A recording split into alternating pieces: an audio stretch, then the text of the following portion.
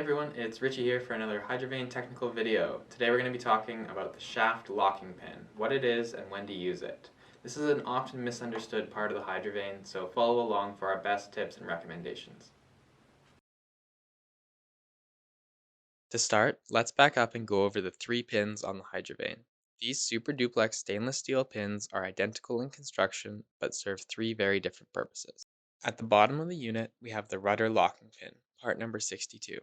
This pin holds the rudder onto the Hydrovane shaft. Keep it securely inserted at all times with the R-clip in the end. Pull it out or let the water do the same and your rudder will fall off.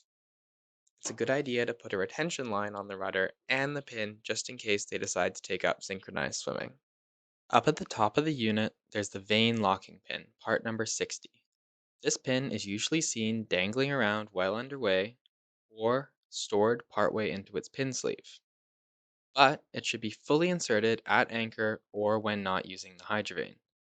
This is a sacrificial piece to take the wear of any movement in the drive unit at anchor.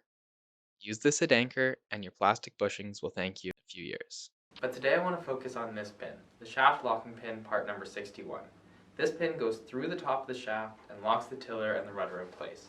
There's a few reasons why you might want to lock the steering off like this, and we'll go through them together right now. Most of the time you're at sea, you want the shaft locking pin removed, letting the tiller move side to side. This applies anytime you're under sail, whether the Hydrovane is engaged or not. Letting the rudder move side to side allows it to absorb the impact from waves. This is especially important in heavy weather when the bigger waves and heavier wind can provide a lot of force through the Hydrovane shaft and brackets.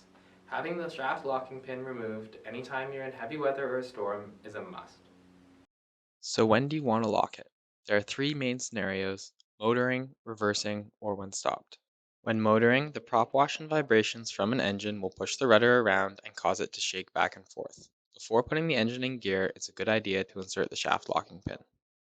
Officially, we recommend removing the rudder before entering any marina to avoid issues with steering. If that's not an option, insert the shaft locking pin.